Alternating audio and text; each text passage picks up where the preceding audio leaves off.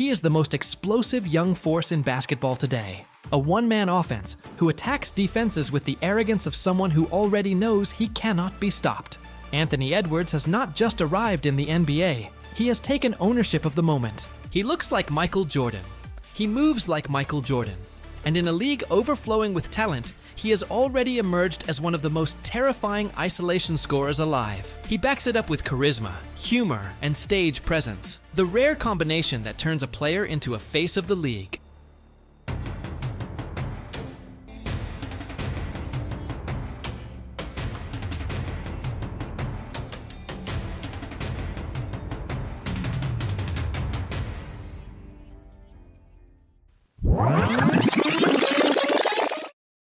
The road that created this version of Anthony Edwards was never glamorous. His ascent is not a smooth success story. It is a life built through tragedy, instability, and the refusal to break when everything around him tried to let him down. Before the world compared him to a legend, Anthony wasn't even chasing the NBA. He wanted to be an NFL player, and he had the size, speed, and raw power to get there. At 7 years old, he towered over his peers with massive hands, massive feet, and freakish acceleration that made him untouchable on the field. The nickname came early. At age 3, his father called him Ant-Man, but the real upbringing came from his mother and grandmother, who drove him, supported him, and anchored his life amid chaos. Football was the family's hope. His mother believed it was the path out of poverty, and Anthony dominated in a way that made that dream feel real. Basketball wasn't the plan, not until one moment changed everything. Anthony watched one of his brothers dunk, and in that instant, his life's direction shifted. He still played football, but basketball began to pull at him, quietly at first, then violently. At 13, a brutal ankle injury ended football entirely. For months, he limped to school, unable to play. When he finally returned, the game he once dominated was gone.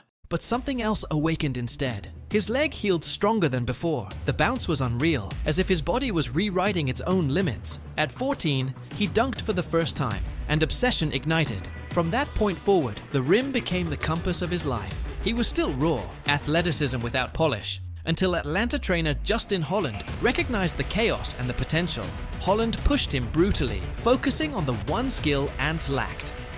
Anthony understood instantly. If he learned to shoot, nobody could guard him. While other teenagers chased parties, Anthony was obsessed with his game. Holland drilled him relentlessly. Shot selection, ball control, discipline, and absorbed it with the hunger of someone training for survival, not aesthetics.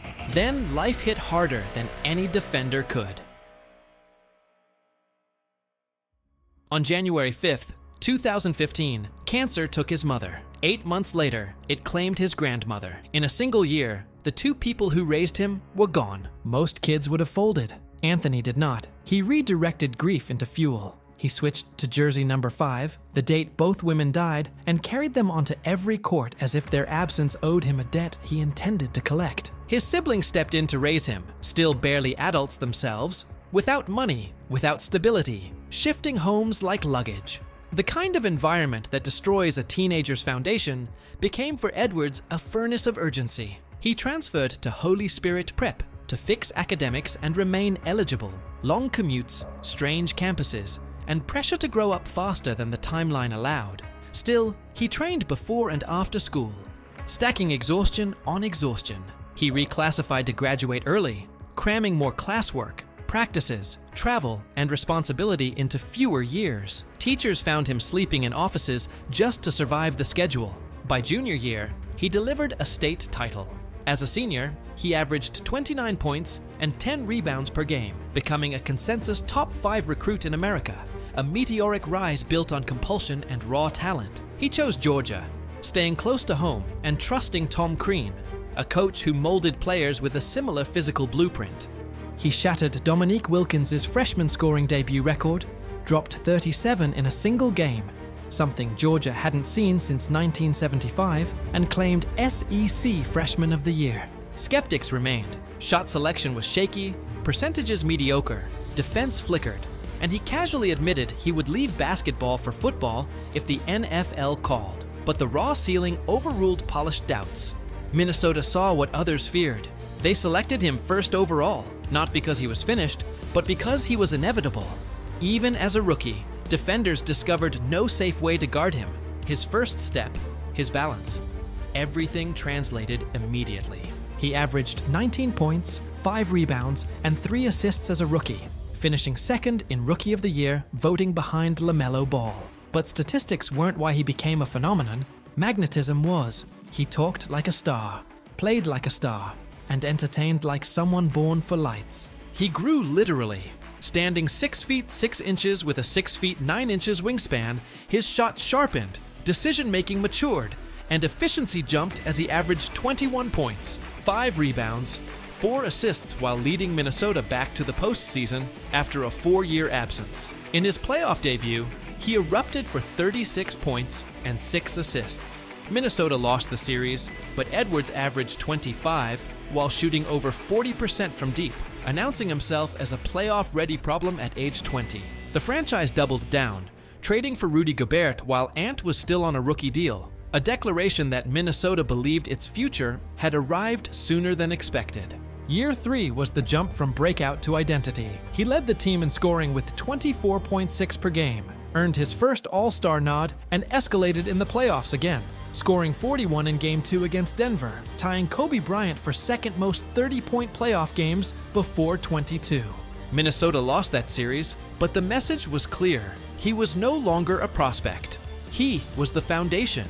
The 2023-24 season marked the moment he stopped being potential and started being inevitable.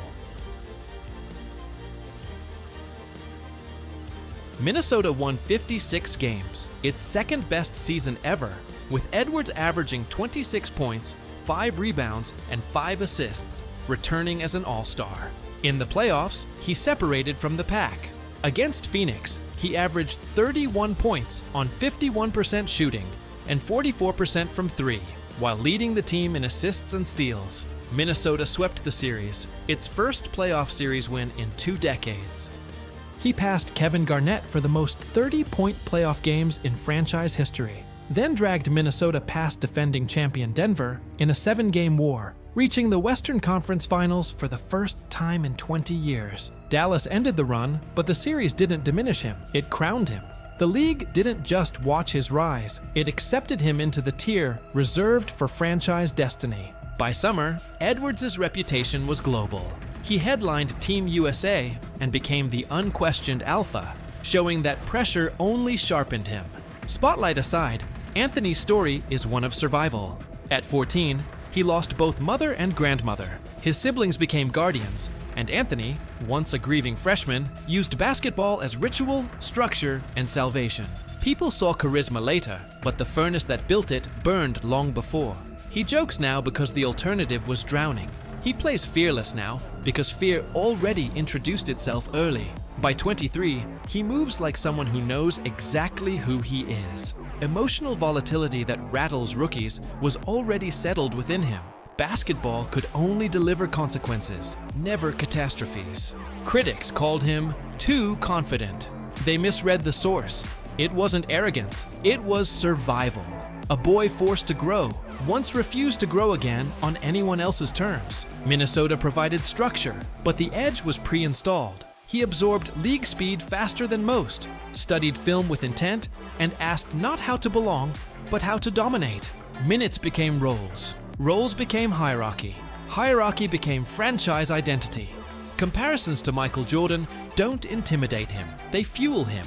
He plays with theater because he understands gravity. Crowds don't just watch, they orbit. Anthony Edwards is not becoming the next anything. He is inevitable. Every dunk, every isolation, every camera-ready line is a statement. History is happening in real time. And the engine behind all of it is the one built at 14. A boy who buried 2 pillars, learned nothing could hurt more than life already had, and turned survival into mastery. That calibration is his unfair advantage. Swagger isn't ego, it is clarity. He treats every remaining chapter as something chosen. Michael Jordan comparisons didn't pressure him. They confirmed a truth he had always known. He doesn't need validation from history.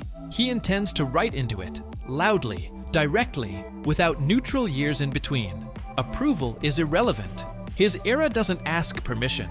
It imposes itself. Call him the next. Call him the now. Call him whatever you like. The result remains unchanged. Anthony Edwards has already stepped into the role the league keeps circling. He is not chasing a